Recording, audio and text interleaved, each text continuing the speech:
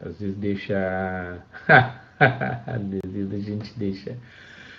Enfim, mas eu fico chateado, sim, eu fico chateado porque nosso tempo já é curto, tá? Então, enfim, vamos lá. Ahn, Só saí e entrei, mesma coisa. Não, vai dar certo, com certeza, Bia, vai dar certo.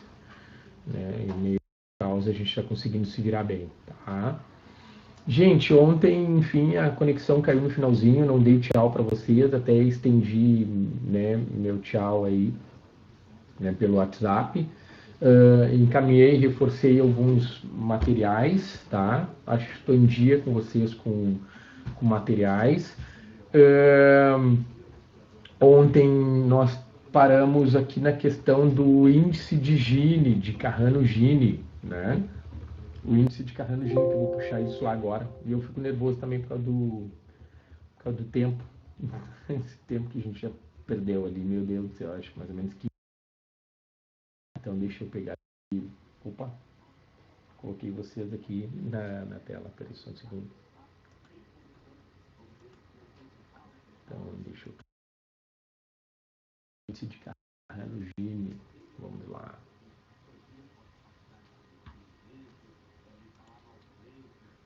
Aqui. Pessoal, se eu espirrar é alergia, tá?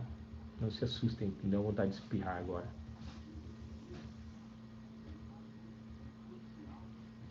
Aqui. Então aqui, ó. Pronto.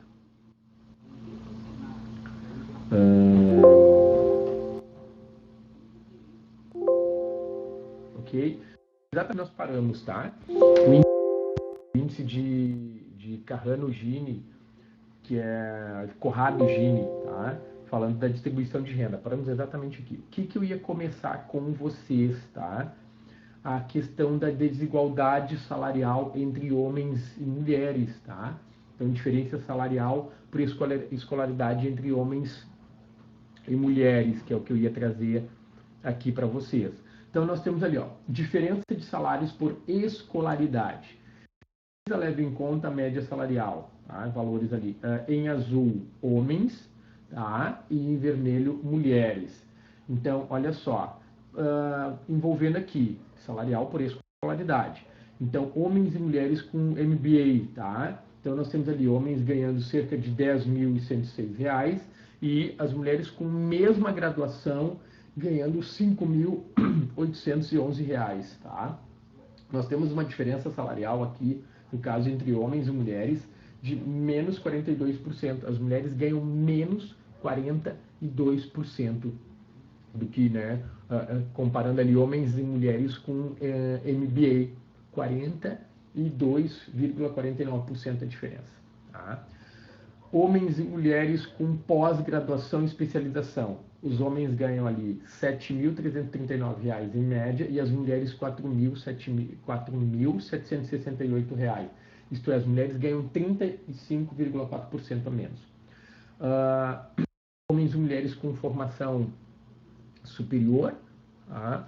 Homens e mulheres aqui com formação superior, nós temos ali, né, homens ganhando R$ 4.485 e as mulheres ganhando R$ 2.533. É uma diferença ali de menos 43%. As mulheres ganham menos 43%.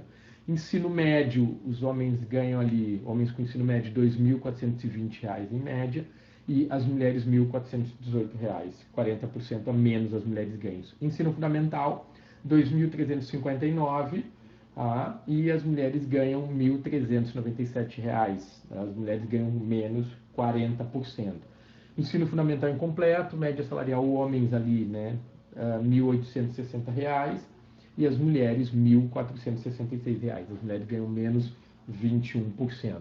Então, a desigualdade salarial entre homens e mulheres, né, para a gente ver. E esse gráfico, gente, ele é bem recente, tá? Ele é de 2018, sim, é um gráfico recente, sendo que às vezes o IBGE, alguns censos nós trabalhamos ali com 2010, né? Então, trago aqui para vocês, ó, também o índice geral, IDH, expectativa de vida, remunerabilidade média, estudo de renda nacional. Então, também uma posição do Brasil no índice de desigualdade de gênero, né? No índice de desigualdade de gênero. O Brasil está também numa diferença ainda extremamente alta, e ele está entre países aqui, o Brasil, deixa eu ver se aqui tem posição, não, aqui não tem posição. Aqui tem só o nosso PIB, tá? Uma média, e homens ganhando 17 mil e mulheres ganhando 10 mil, né? Então, o nosso PIB per capita, a média salarial, PIB per capita, homens ganhando 17 mil e mulheres ganhando 10 mil. Então, é um assunto interessante. Tá? Eu mandei ontem aí, não sei se depois a Bia faz essa gentileza para mim de encaminhar o materialzinho do IBGE, que é uma folhinha mostrando a desigualdade salarial entre homens e mulheres. Então, é um assunto bastante pertinente, tá, gente? Assunto bastante pertinente, ó. Aqui o IDH, pegando o Brasil, comparando com Uruguai, Venezuela, Argentina, Paraguai, né? O IDH entre homens e mulheres, olha só, a qualidade de vida entre homens e mulheres, né? A expectativa de vida entre homens e mulheres e a média de anos de estudo. Então, é também um indicador bem interessante. É o Programa das Nações Unidas para o Desenvolvimento. Programa das Nações Unidas para o Desenvolvimento. Então, quando a gente pensa, por exemplo, a expectativa de vida das mulheres também ela é muito mais elevada do que a dos homens. Tá? O tempo de estudo das mulheres também é mais elevado que o dos homens. Mas igual, nós temos uma desigualdade salarial bem grande. Tá? Isso aqui que faltou finalizar, fechar ontem com vocês. Tá? Faltou dar o tchau e faltou fechar o IDH, tá? E a desigualdade salarial. O que eu vou fazer agora com vocês, gente? Eu vou trabalhar agora com vocês a questão da urbanização. Tá? A questão da urbanização. Nós vamos trabalhar ali conceitos de urbanização, nós vamos trabalhar a urbanização brasileira. Tá? Deixa eu sumindo ali a telinha e vou abrir a questão da urbanização brasileira. Tá? Aqui o nosso quadro, questão da urbanização. E,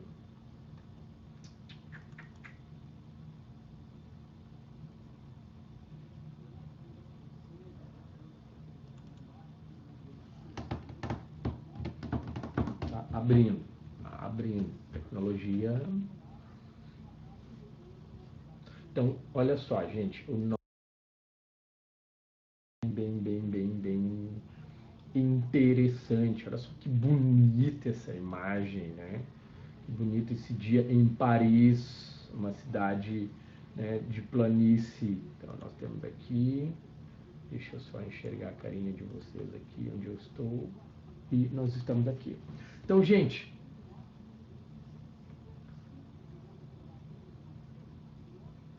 exatamente. A gente tem uma outra questão, só para amarrar com isso, que é a dupla jornada de trabalho, tá? A dupla jornada de trabalho. É comprovado também que as mulheres trabalham mais do que os homens, para fechar o assunto ali, o comentário. O que seria dupla jornada de trabalho? O tempo que os homens e as mulheres trabalham, né? No escritório, enfim, na rua, trabalho remunerado, e mais os afazeres domésticos. Então a gente também tem isso, as mulheres trabalham mais do que os homens, que é a dupla jornada de trabalho. O trabalho, né, no escritório, trabalho remunerado, e também o trabalho em casa. Isso é dupla jornada de trabalho. Então, no Brasil, nós temos essa grande diferença, as mulheres trabalhando mais, e também em todos os estados. Tá? E isso é fruto de uma herança patriarcal, sim, não tem dúvidas. Tá? Isso é fruto de uma herança patriarcal, sem dúvidas. Então, são os afazeres domésticos. Tá? Gente, trabalhando urbanização, então a gente vai começar o processo de urbanização. Quando a gente pensa em urbanização, nós estamos falando de um conjunto dos trabalhos necessários para dotar uma área com infraestrutura. Conjunto dos trabalhos necessários para dotar uma área com infraestrutura. Mas que infraestrutura? Infraestrutura de transporte, aqui uma imagem de uma estação, né, de trem, de metrô, em Berlim, Alemanha. Quando a gente pensa de infraestrutura, então envolve transporte envolve iluminação, envolve pavimentação, envolve coleta de lixo, envolve esgoto, água potável, envolve saúde, enfim, toda essa infraestrutura, o paisagismo, áreas de lazer, áreas de turismo. Então, é uma infraestrutura complexa, tá? Então, quando a gente pensa no processo de urbanização, é o processo de transformação. Mas a gente também tem que ver o que seria uma cidade, tá?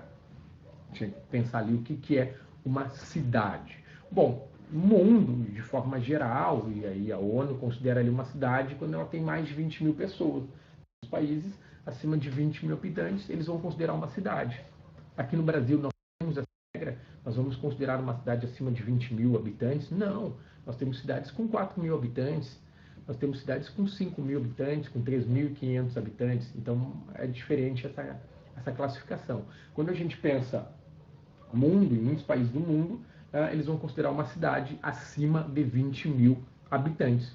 Aqui no Brasil, basta ter uma sede política, administrativa, né, tendo, né, uma situação jurídica, né, uma jurisdição e uma sede política administrativa, nós podemos considerar ali uma cidade, uma representação, um prefeito. E aí a classificação que nós vamos utilizar é de municípios. Municípios, isso mesmo, tá? Então, enquanto no mundo, cidade pode ser considerada uma aglomeração ali com 20 mil habitantes ou mais, no Brasil não, tendo uma sede, né, política, administrativa, uma jurisdição, né, uma prefeitura, uma representação, nós vamos considerar um município. Tá? Município, uma área com uma sede administrativa, tendo ali um prefeito. E aí, um outro detalhe, né? Nesse município, o que nós vamos ter ali nesse município? Ele tem tanto um município, ele pode ter a área urbanizada e pode ter a área rural. Então, Porto Alegre tem a parte urbanizada e tem a parte rural. Se nós nos deslocarmos, né, ali para Campos Velho, né, se nós nos deslocarmos para Restinga, a parte ali extrema zona sul de Porto Alegre, uma parte da Lomba do Pinheiro, nós temos ali uma área rural. Então, o município ele pode conter a área urbanizada e pode conter também a área rural. Tá? O município pode conter isso, a área urbanizada e a área rural. Então, basta ter uma sede política, administrativa, uma representação, né? Nós vamos considerar um município, perfeito? E, gente, então, e pensar também que o seguinte, que toda cidade, ela é, né, uma forma de organização complexa, como eu disse para vocês, complexa em termos de serviço, e quem é que molda, quem é que modifica, quem é que altera a cidade? O capital. Tá? A cidade se desenvolve através do capital. Então, nós modificamos a cidade? Não, nós não temos o capital. Quem é que modifica a cidade? É o corpo técnico, né? Um conjunto técnico, são as empresas, né? São a construção civil, as indústrias. Então, eles modificam, eles transformam a cidade, são os agentes modificadores. Então, a cidade é uma forma de organização complexa com uma infraestrutura administrativa, com uma infraestrutura de lazer, com uma infraestrutura cultural, às vezes uma infraestrutura tecnológica. Então, nós temos um conjunto de infraestrutura quando a gente pensa nessas cidades. Tá? São fruto também, né, do trabalho humano, sim, com certeza, o que nós vamos chamar também de fluxos, de movimentos, nós vamos transformar essas cidades. Tá? Ela também é resultante, né, de um produto histórico, né, de um produto geográfico em constante movimento. Então, se a gente for para a Serra, a gente vai perceber, né, as cidades italianas, né, com uma característica, né, com uma forma, com um desenho, com aspecto, porque ela vai carregar o quê? A sua cultura, ela vai carregar a sua tradição. Se nós nos deslocarmos em direção a cidades com colonização alemã, nós vamos ter uma outra forma, nós vamos ter uma outra cultura, um outro aspecto, um outro visual, né, um outro desenho. Então, a cidade, né, ela materializa na sua forma a cultura. Então, nós vamos ter ali, vamos pegar, né, Bento Gonçalves, Caxias do Sul, Flores da Cunha, Nova Roma, Nova Prata, Nova Brécia, né, se a gente pegar ali, são cidades com uma colonização italiana, né, temos uma arquitetura. Se nós pegarmos ali Novo Hamburgo, se nós pegarmos ali Sapiranga, se nós pegarmos ali Gramado, nós já estamos falando ali de uma colonização alemã, temos uma outra forma, temos um outro desenho, tá? Então, e a cidade está em constante movimento, em constante transformação, transformação, transformação, transformação. Ele tem um dinâmico, né? E às vezes a gente fica um tempo sem passar por uma determinada rua, um determinado bairro, aí a gente passa, daqui a pouco, meu Deus, um prédio, uma praça, um shopping, a transformação é gigante. A gente pode pegar ali o que era a área onde foi construído o shopping, o novo shopping ali de Canoas, o empreendimento multiplano, o que era aquela área antes, o que é aquela área hoje, né? Um bairro nobre. Então, é bem interessante da gente observar, tá? Então, e aí o outro cuidado aqui que eu vou pedir quando a gente fala de urbanização, não existe um único tipo de urbanização global, tá? Não existe um único tipo de globalização, de urbanização. Não se preocupe, depois eu vou passar o material, tá? Então, não existe um único tipo, né, de urbanização global, um modelo, né, uma única forma. Porque, claro, cada país, né, cada lugar vai expressar ali a sua cultura, a sua história. Vamos pegar Roma. Roma é extremamente interessante. Depois eu vou ver se eu localizo esse mapa. Né, nós temos um mapa assim, de uma via de estradas, né, que pega a Europa inteira, parte do Oriente Médio, leste europeu, e todos os caminhos levam a Roma, como já diria, né, César Augusto ali.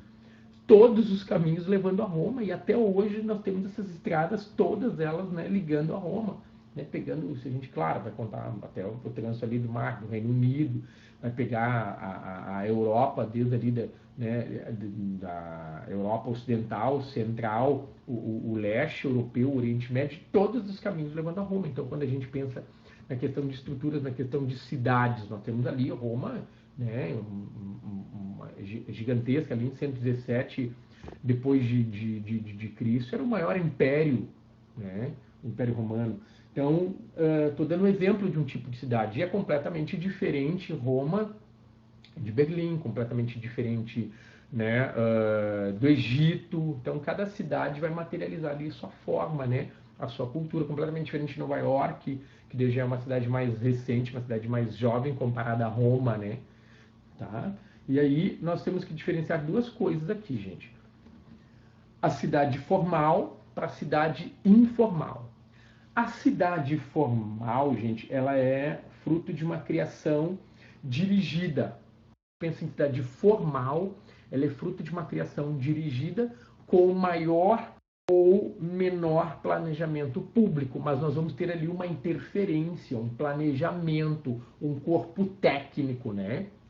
O que seria esse corpo técnico? Arquitetos, né? Engenheiros, nós vamos ter ali alguém nessa cidade, pensando nessa forma, né? Pensando nesse desenvolvimento. Então, arquitetos, engenheiros, construtores, um financiamento empresarial. Então, a cidade formal, ela é mais planejada, ação, né, dirigida, pensada com maior ou menor planejamento público e tendo um corpo técnico acompanhando, é formal. Então, tem muito dinheiro nessa cidade. Tá? Tem muito dinheiro nessa cidade formal, pensando nesse planejamento, nesse desenvolvimento, cidade formal. Já a cidade informal, tá, por sua vez, ela não se submete ao planejamento urbano, ela vai ocupar geralmente ali, né, áreas ali que são de propriedades alheias, e ela é desenvolvida pelo cidadão, planejamento, de forma espontânea, ela vai ser periférica, ela vai ser marginalizada. É o cidadão que desenvolve essa cidade. Ela é periférica, ela é marginalizada. Então, nós temos uma enorme a cidade formal, tá? Ela é dirigida, ela é planejada, tem uma organização, né, um planejamento ali administrativo com corpo técnico e empresarial. A cidade informal, ela não submete a esse planejamento, tá? Ela vai com propriedades E, além disso, ela é dividida, né, ela é construída ali pelos seus próprios habitantes. É a cidade informal, a periferia, o cortiço, as áreas marginalizadas. E nós vamos ter aqui a chamada também, muitas vezes dentro dessas áreas, dessas zonas, a economia subterrânea. O que seria a economia subterrânea? É, de certa forma, a economia formal, né? Sem controle, a economia subterrânea, lá um mercadinho onde ele não paga luz, ele não paga net, ele não paga água, né? São ligações clandestinas, né? O que nós chamamos de gato, essas ações, né? Não tem alvará, então isso é extremamente complicado. A economia subterrânea que nós vamos encontrar dentro dessas cidades informais, tá? Então, para a gente pensar na urbanização como uma forma complexa, tá? E aqui, gente, nós temos a Carta de Atenas de 1933. Então, não se preocupem com isso. A Carta de Atenas é algo para a gente construir aqui de forma simples. Como assim de forma simples? Em 1933, nós tivemos ali uma série de reuniões, uma série de encontros no ano de 1933, que ficou conhecido como a Carta de Atenas, onde um grupo técnico, né, um corpo técnico, aí no qual nós estamos aqui, o que é esse corpo técnico, né? Grupos aqui da arquitetura, né, corpo técnico, onde eles estavam preocupados com um rápido processo de urbanização. Olha só, o rápido processo de urbanização que se dava, né, pela mecanização, né, e aí uma mecanização no campo, uma mecanização das cidades e o processo de crescimento rápido do transporte. Então, em 1933, nós tivemos ali uma série de reuniões de grupos de arquitetos, tipo, preocupados. E olha só, gente, o que nós vamos fazer com essas cidades? Elas estão crescendo rapidamente, nós temos cada vez mais um processo de mecanização, né? E nós temos cada vez mais um processo, né, de aceleração dos meios de transporte. Nós precisamos pensar nessas cidades. Então, uma série de reuniões de arquitetos, né, de engenheiros, pensando nessas cidades, como é que eles iriam solucionar esse rápido crescimento que se dava ali pela mecanização, né, na produção, mudanças no sistema de transporte. Então, esse foi o intuito da Carta de Atenas. Uma série de encontros de arquitetos e engenheiros pensando o que eles iriam fazer com esse rápido crescimento, né, com o aumento do processo de mecanização, de produção e também a aceleração do sistema de transporte. Então, o que eles fizeram? Eles analisaram, esses especialistas, 33 cidades, 30 cidades de diferentes climas e latitudes. Então, eles analisaram 33 cidades de diferentes climas e latitudes para pensar e analisar o crescimento, como é que era em tal cidade, numa latitude tal, o crescimento em tal cidade, numa outra latitude. Então, nós estamos falando de várias reuniões pensando nesse desenvolvimento. Tá? E aí, eles consideraram, para eu fechar, porque daqui a pouco já vão me derrubar, eles consideraram aqui 4 questões aqui, tá? Para pensar nessa cidade. Eles fundamentaram a carta em 4 funções básicas: habitação, moradia, trabalho, perfeito, diversão, tá? Eles pensaram, então olha só, habitação, trabalho, diversão e transporte, tá? Que é a circulação. Então eles fundamentaram 4 questões básicas para quem mora naquela cidade: a habitação, o trabalho, a diversão e a circulação. Aí, como diria Titãs na música Comida, a gente não quer só comida, a gente não quer só bebida, a gente quer diversão, a gente quer arte também. Tá? E aí, em 1998, eles fizeram uma atualização dessa Carta de Atenas, dizendo o seguinte, que quem deveria tomar essas decisões e reorganizar e pensar as cidades são os próprios cidadãos. Os próprios cidadãos deveriam, né, tomar essa frente na questão das decisões organizativas. Os próprios cidadãos deveriam tomar essas decisões nas questões organizativas de acordo com as suas necessidades. Perfeito, gente. Peço desculpas ali, né, pela demora ali na questão da conexão. eu retorno, né, na terça e quarta-feira, onde nós vamos continuar o processo de urbanização e já vou mandar em seguida agora materialzinho. Um beijo enorme em cada vocês aí, fiquem bem, bom restinho, tá, de semana e até semana que vem, tá, queridos? Então fiquem bem, eu vou indo lá antes que alguém me derrube, tá bom? Fechamos aqui. Beijo, tchau. Imagina, não tem que agradecer, estamos todos juntos, tá? Fiquem bem. Tchau, tchau, tchau, tchau. Beijo para vocês, até semana que vem. Valeu, gente.